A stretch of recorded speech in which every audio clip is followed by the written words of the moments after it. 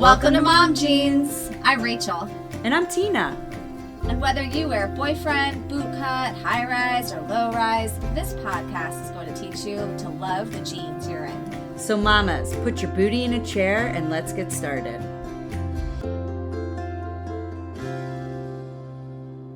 Welcome to episode 3, Your Genes.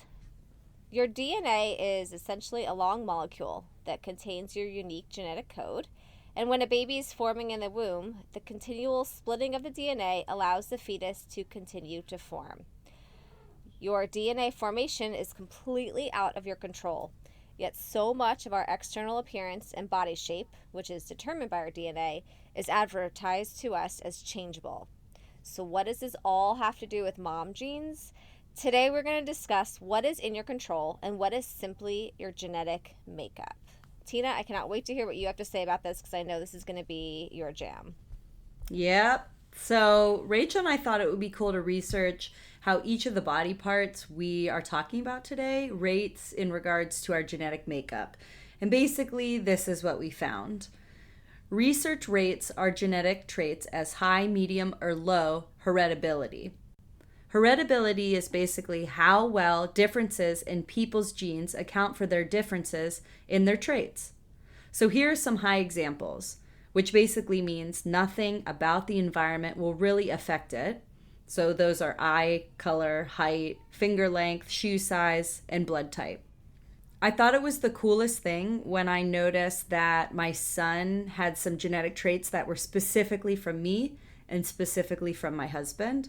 So for example, he has detached earlobes, which comes from me. He has a dimple on one of his cheeks, which comes from me. And then he also has this really cool dimple above his lip, which I don't have, but my husband has. And he can roll his tongue, which my husband cannot. So I thought that was really cool. What do your kids have, Rachel? Have you noticed that? I've noticed that my kids' behaviors are a lot more genetic than I would have realized. As far as physical characteristics, there's definitely eye shape, nose shape, hair color, all of that just, this is who they are, and it's really cool to see how they look like someone. Yeah. As he's growing up, I'm just like, oh my God, that came from me specifically. And I love it. Anyways, back to this. So some medium examples, which would be strong genetic factors, but environment can influence them, are things like IQ, diseases, and weight. Because I thought it was interesting that weight was a medium trait, I tried to dig in a bit more into the research about genetics in our body. And I did find that genetics does play a role in how full you feel, your appetite levels, and how your body burns energy. However, I was really, really frustrated because most of these studies or articles were all talking about weight in regards to weight loss. Like, why can't I just find information without finding weight loss associated to it?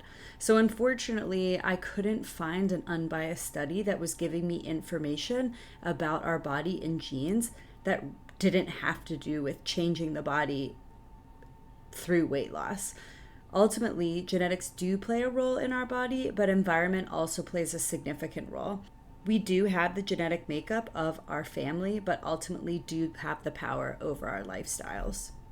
And then low examples would be no genetic factors at all and it's only environment, would be things like learning a specific language or a specific religion. So even though I thought that our weight should be a high rating on this scale, it's actually a medium. We can alter it, although our genes will push it back to its normal place. Like we have a set equilibrium where our bodies really like to flow, but we can manipulate that and fight our genetics. This would be an example of how it would be altered, that it isn't a societal diet or restriction.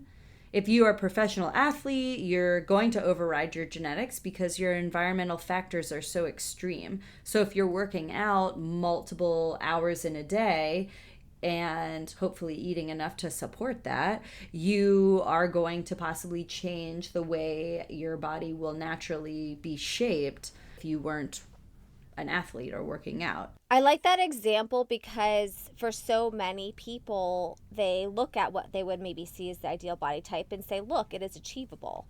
And to a certain degree, this whole concept of genetics that we're going to discuss today is that just because it's achievable doesn't necessarily mean it's genetics.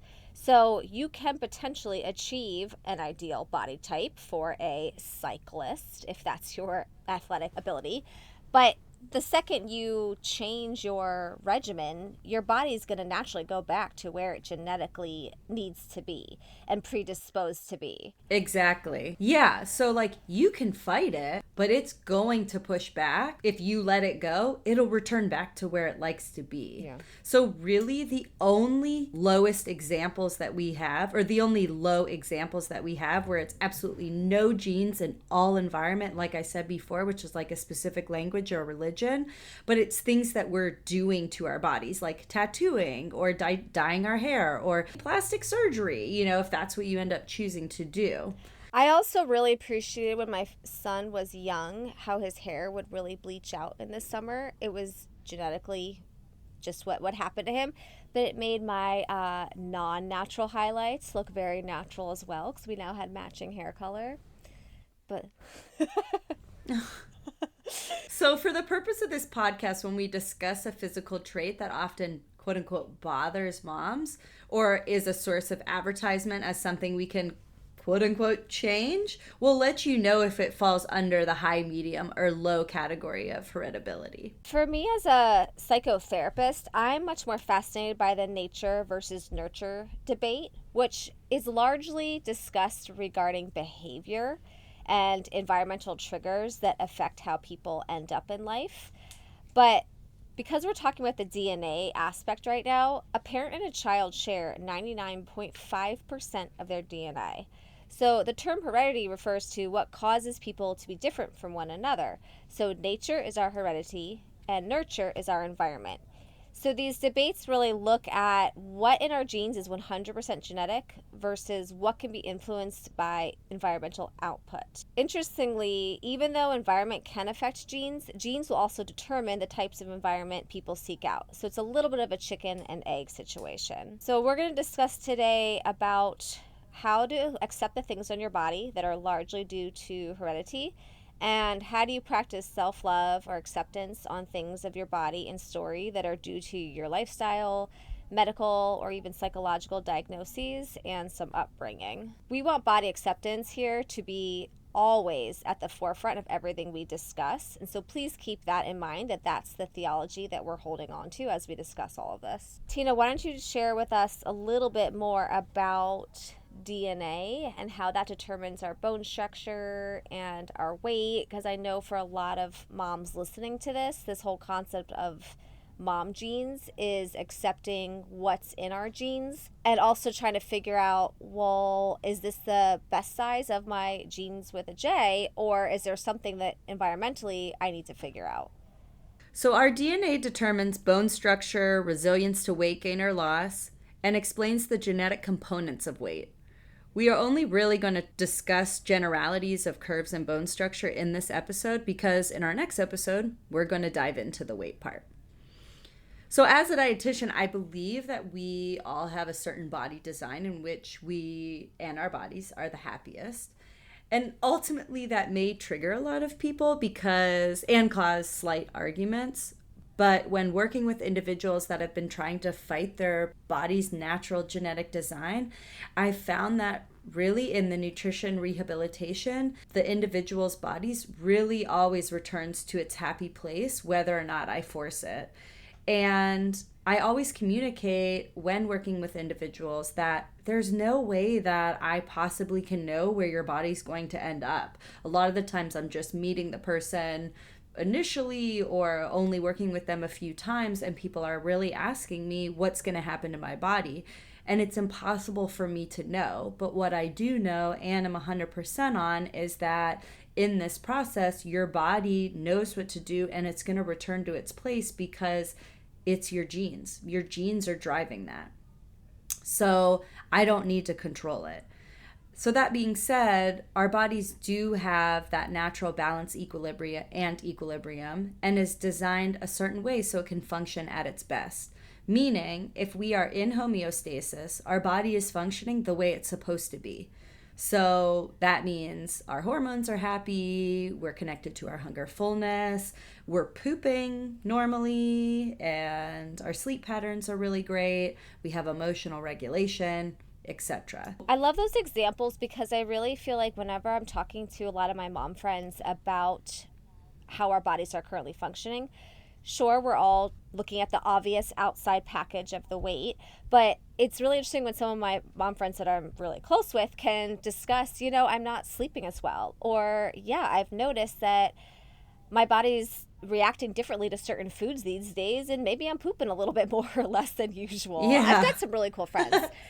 We could also just talk about how different birth controls affect our hormones. And so I love this whole conversation we're having today about the DNA of it all, because everyone's DNA and genetics are so different. It's not just about weight. One person's going to react differently to the same IUD as someone else. One other person's going to be able to eat certain types of food, the other person's not. And it has nothing to do with the outside package. So I appreciate those examples. What we want people to really understand is accepting your genetic makeup is much more than just about accepting your weight. The other thing that I thought was interesting is bone structure. So our bone structure determines our body weight range because bones make up for 15% of our weight. So how clothes fit us, according to our curves, has a huge piece of what our bone structure is. And the ease of which we develop muscle mass is also a piece of genetic makeup. Again, I really try to encourage my friends to let go of the number on the scale and let go of the number on the pants label and really understand that your body is uniquely yours and you cannot control your bone structure, you cannot control your muscle mass, you cannot control a lot of different aspects of that. And so body acceptance is complicated. For sure. And how our butt and boobs are in proportion and cannot be changed, we can't fight that. It's our bodies. So we all have a certain body type that we really cannot shift unless we are changing it through that low heritability. So plastic surgery, tattooing, you want to tattoo makeup on your face, go for it. But that's, you can't shift it. Some people believe that we can target gain, lose with exercise. So Rachel, when you're saying, hey, we can't change our muscle mass, the first thing that pops in my head is some people are really going to argue that and say, yeah, you can. Like, I could lift the crap out of my upper body and really bulk up here. But what we're saying is that certain people develop muscles really easily and others don't. Like, for the longest time, I had a six-pack. I don't remember the last time I did any sort of ab workout, but my genetics allows me to really hold on to muscle mass really well. I don't have a six-pack anymore, but that's okay. So that's what we're talking about when we say that muscle mass really can't be changed. That's a good example. My husband and I were chatting the other day when we were out by the pool, because in Orange County, the body types are pretty equal to society's expectations, and so it can be a little triggering at times. Yep. So anyway, my husband and I were chatting about it, and I asked him if he ever got insecure about his body type and if this is a thing for him. And we are going to chat about dad bods later in this season. But the one thing that he said that was interesting to me was, the only way I could ever have that stereotypical masculine body type and be totally ripped and jacked is if I was a complete gym rat, because my body is one who can run long distances. My husband, at a drop of a hat, can run a ridiculous long distance without even breathing too heavy. That makes me upset, because if I want to train for a long distance run, it takes me a really long time to train. So every Sunday he goes out and comes back a couple hours. I don't even know where he goes. Yeah.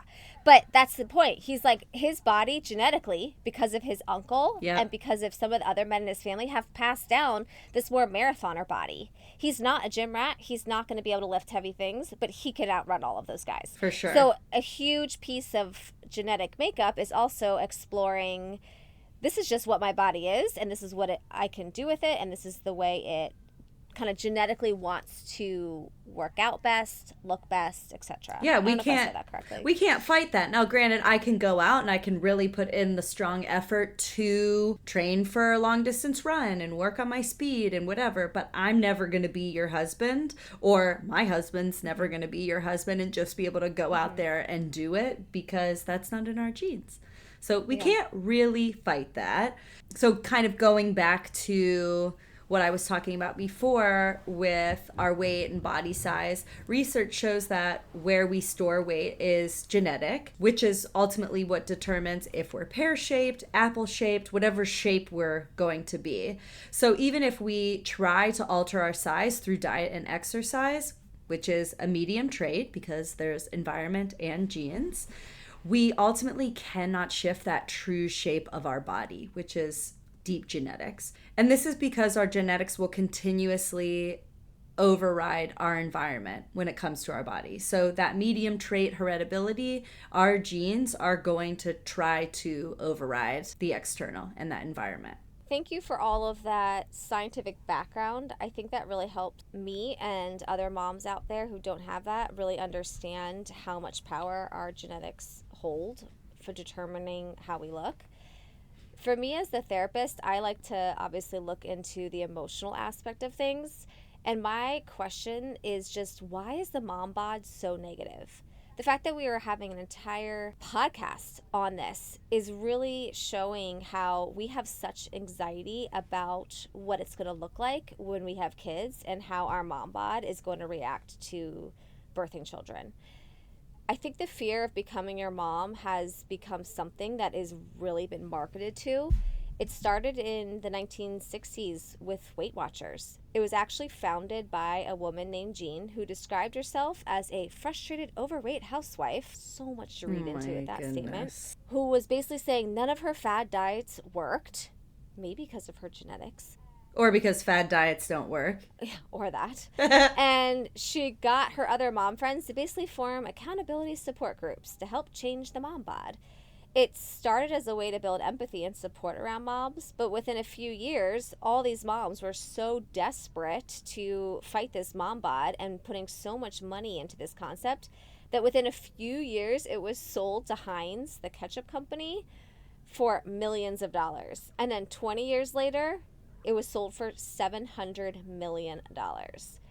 All of this is playing on our fear of the mom bod. I feel like that time period, we're all as moms so sensitive. You know, we have raging hormones going on. We just gave birth to this really cute little baby and we're sensitive. So they're attacking our sensitivity.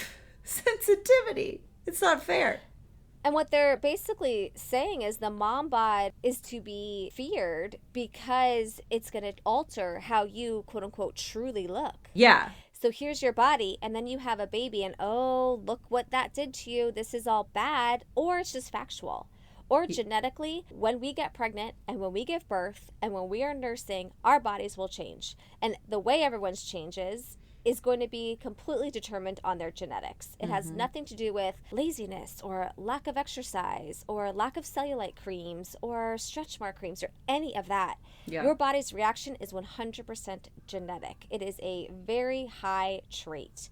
There is some medium qualities as far as, I guess, whether or not you can do certain exercises or whatever. Or your food habits, or, I mean, there's so many different environmental factors that come into play there. But I hear what you're saying in that, hey, your body's going to do what it's going to do. And so we don't need to really shame ourselves into thinking that how we look after giving birth, that's a bad thing. Your body just kicked some butt and birthed this baby and grew the baby. I mean, I can't even get into that. It still blows my mind how. Yeah. I mean, for me, I think this anxiety of how we look and what we cannot change plays into our diet culture and into fat phobia.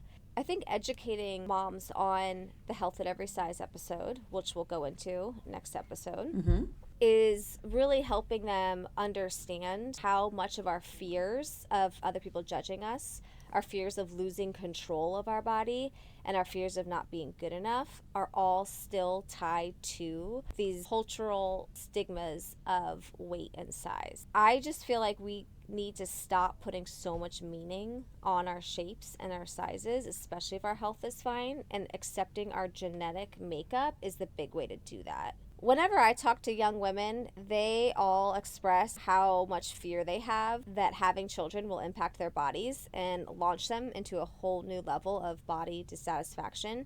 It really hits me that these bodily changes that moms experience are still viewed so negatively and with so much fear that I think giving some perspective on the genetic nature of these mama marks, quote unquote, and the fact that your body will change as you age, even if you don't have kids, might help people just accept it and not fear it or fight it.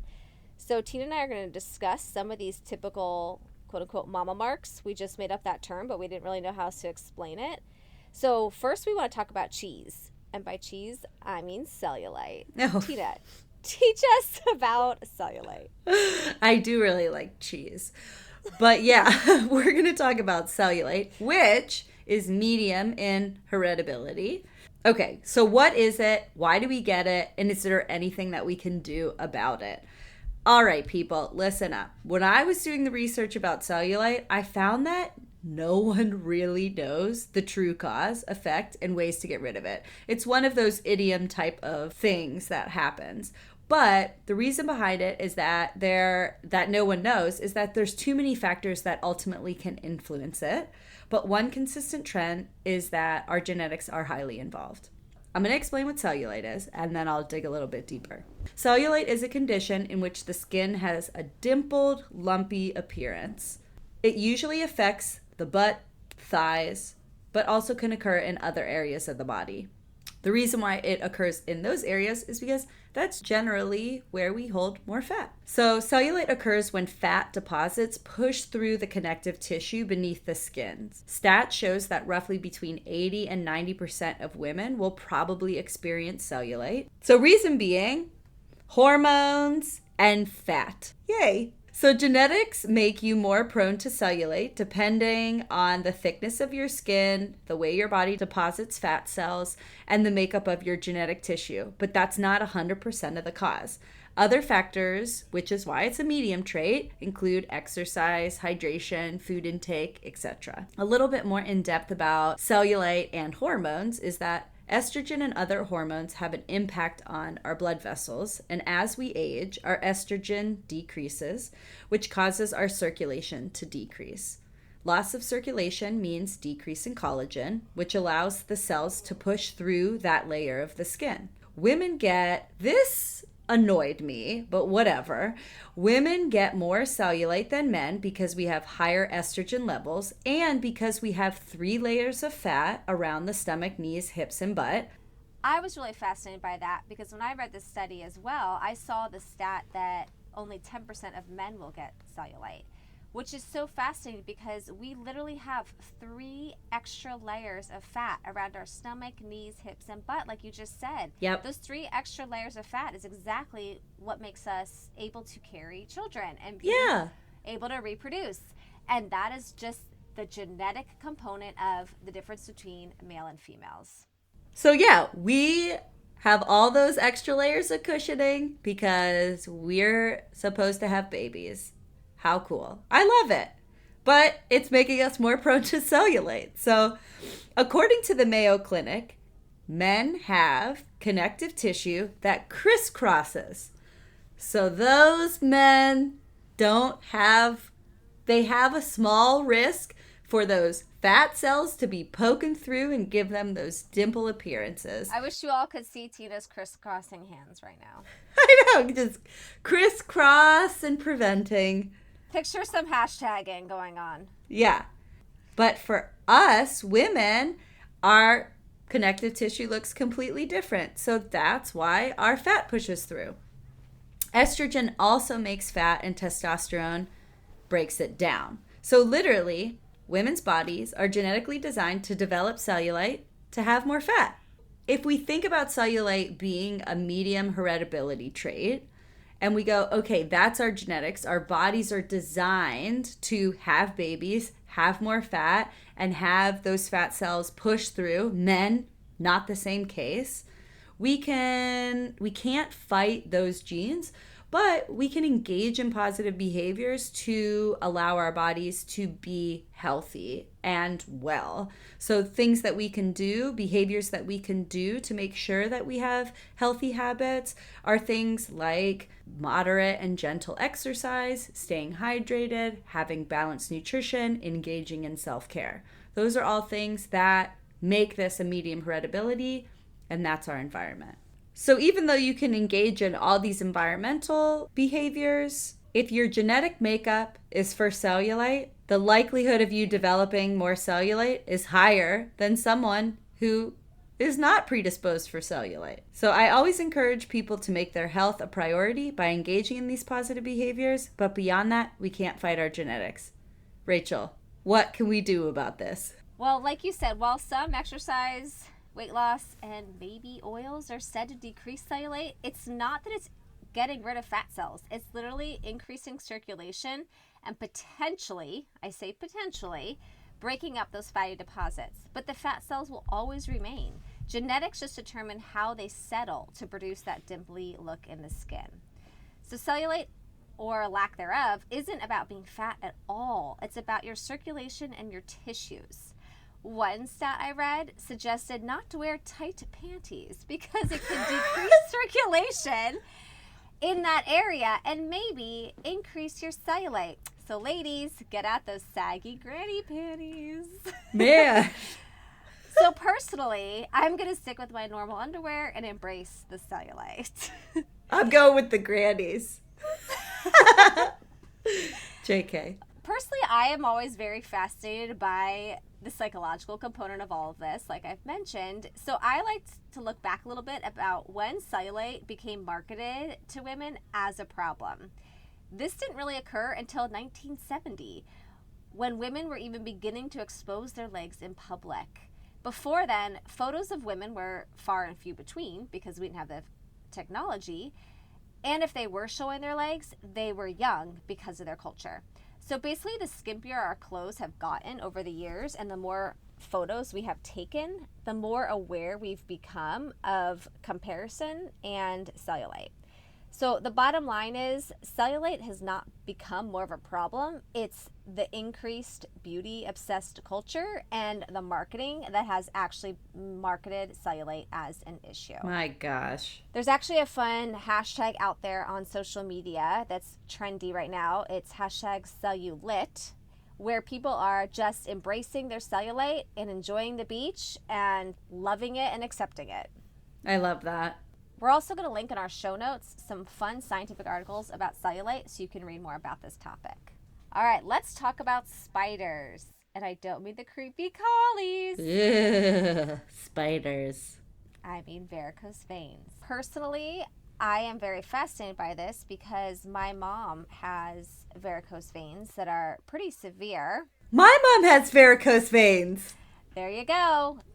And yay! There is a huge genetic history in varicose veins, which is very fascinating to me. Yeah, so we're going to chat about varicose veins now.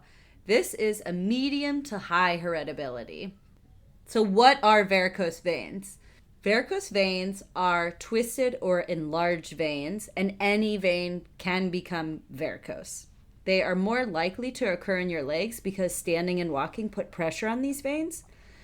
So they are both cosmetic and possibly painful.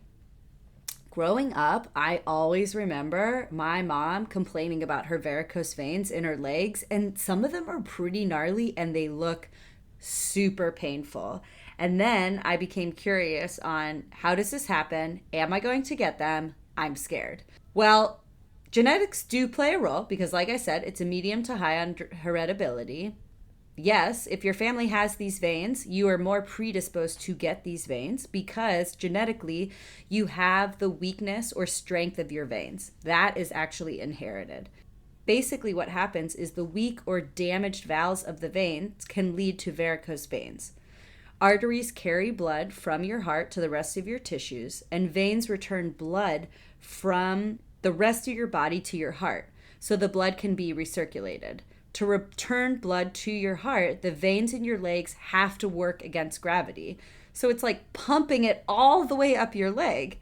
Muscle contractions in your lower leg act as pumps, and elastic vein walls help blood return to your heart. Tiny valves in your veins open as blood flows towards your heart and then closes to stop blood from flowing backwards. Unfortunately, if you got the weak veins, the blood can flow backwards and pool in the vein, causing the vein to stretch or twist. I mean, that just sounds so gnarly. I mean, I feel like we have a new insecurity. Are my valves weak? Are my valves weak? Gosh. So, if genetics play a huge role, then to me, why does my mom have them and I don't? So let's look at how the environment plays a role. Because my mom has them, I don't. This is what I want to know.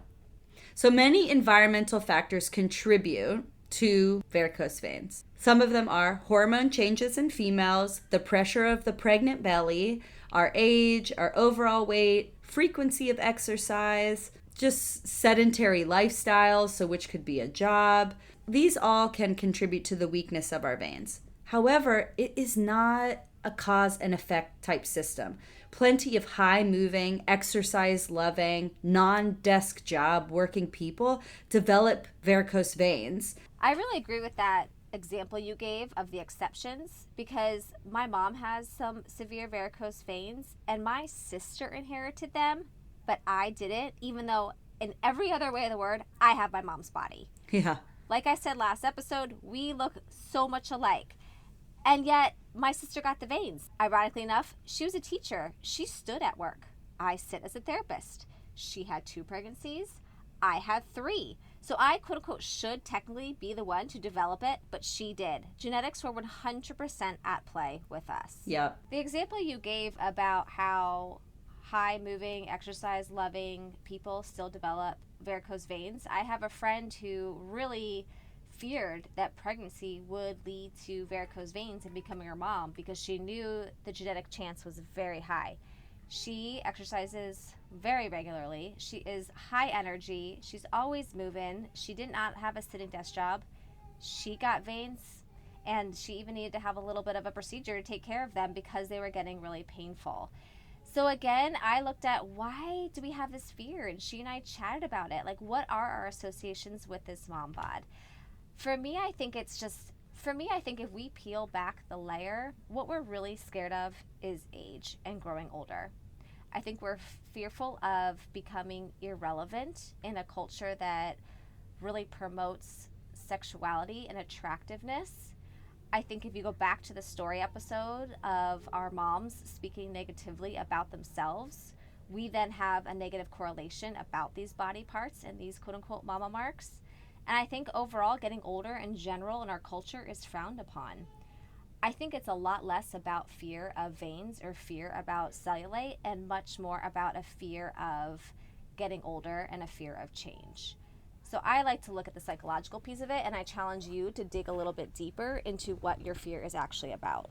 I love that we have this dynamic where it's like, I'm going to give you the science, you're going to tell me all the therapy. Because that gets me thinking. I love it. Thanks, Rachel. I love it. All right, Tina, let's talk about zebras now. Ooh. And I don't mean the animal. I mean stretch marks, because that is a big thing that a lot of mamas get very self-conscious about, and that is when we start changing in our 2 pieces for our 1 pieces. Yes. So can you teach us about stretch marks? Yes.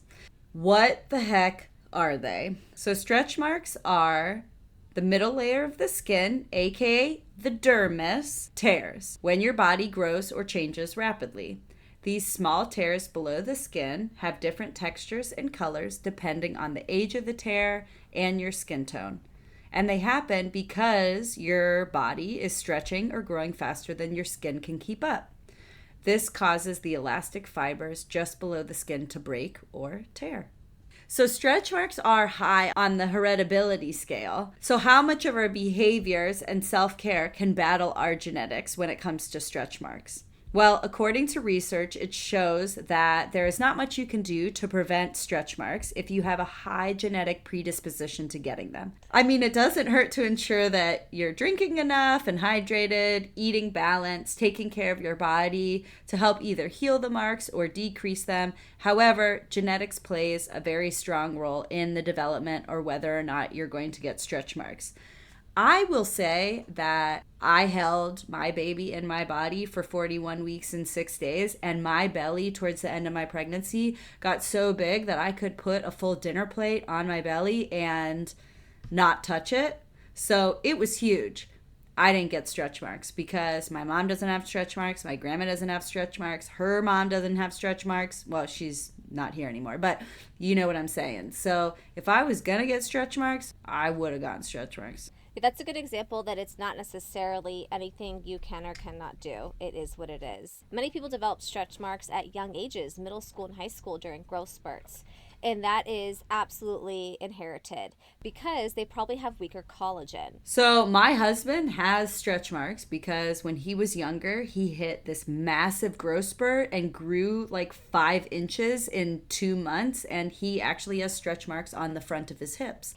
So while this is not necessarily always a mama mark, it is also something that can happen more in pregnancy due to the collagen and the hormone changes. There is nothing we can do to prevent them, despite what beauty product manufacturers say. Lotions, cocoa butter, they can make the skin smoother and they can keep it hydrated and make it less irritated, but they will not prevent stretch marks. So ladies, wear that 2-piece with pride. Wear it. I will say that there really are some nice one pieces out there. So if you wear a one piece, do it up. But if you really like your 2 pieces, go for it.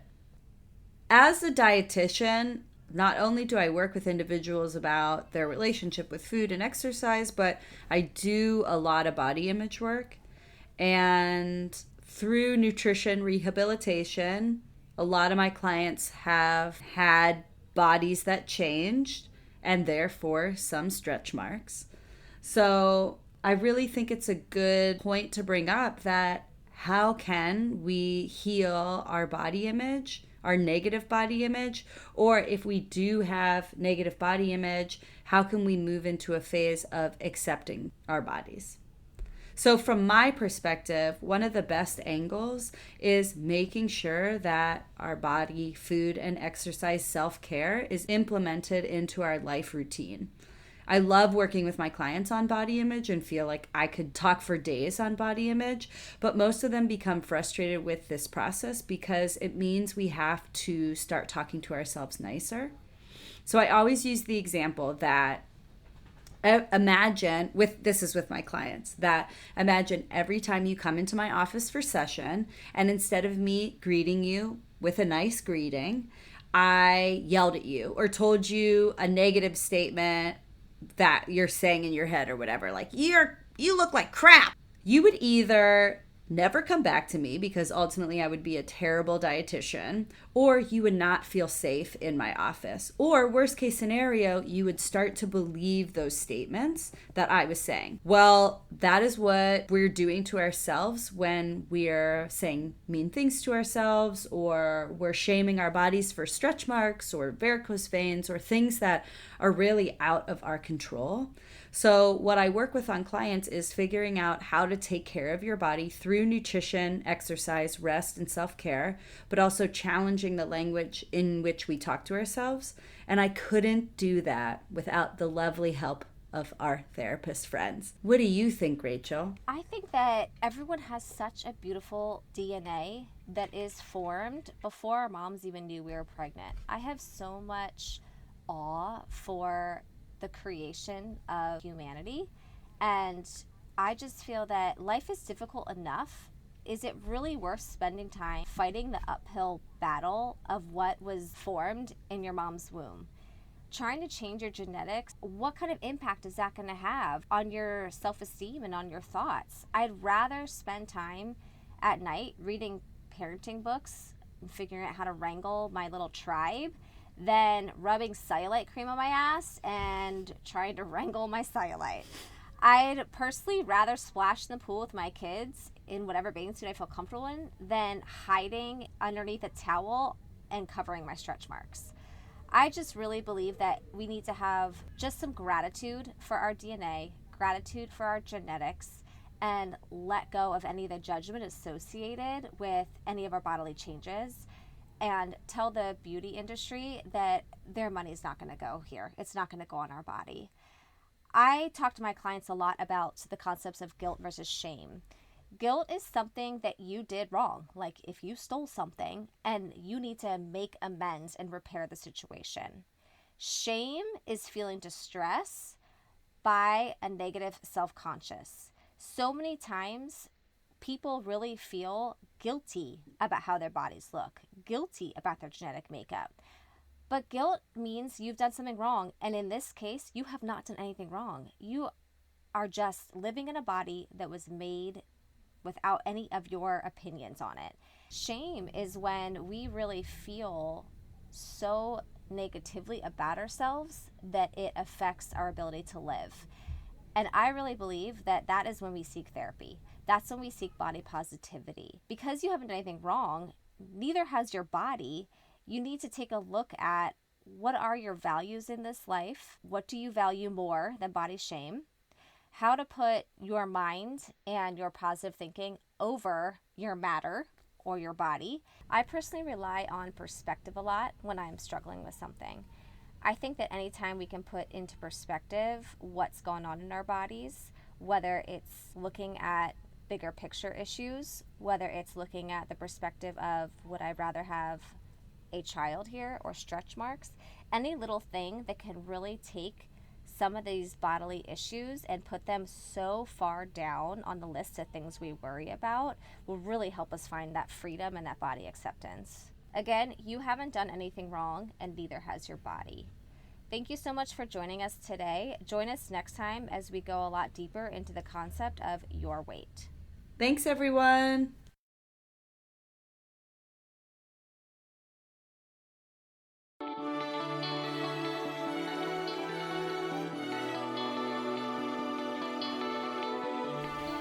This episode of Mom Jeans was produced and edited by Rachel Coleman and Tina LeBoy. Thank you to Jerry DePizzo for the music production. You can find episode information and show notes at www.momjeansthepodcast.com. Follow us on Instagram at momjeansthepodcast and join the Mom Jeans the Podcast Facebook group to find a community of mamas learning to love their bodies and discussing the episode. Thank you. Thanks for listening to Mom Jeans. See you next time.